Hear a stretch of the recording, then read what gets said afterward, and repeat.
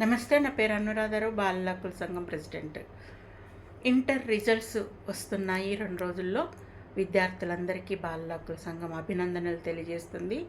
మీరు మీ ఎన్ని మార్కులు వచ్చినాయి, ఎంత ర్యాంక్ వచ్చింది అన్నది కాదు, మీరు ముందుకు వెళ్ళి మీ ఎంసెట్, నెక్స్ట్ నీట్ ఇవన్నీ కూడా జాగ్రత్తగా రాయండి, హ్యాపీగా రాయండి, టెన్షన్ పెట్టుకోకండి.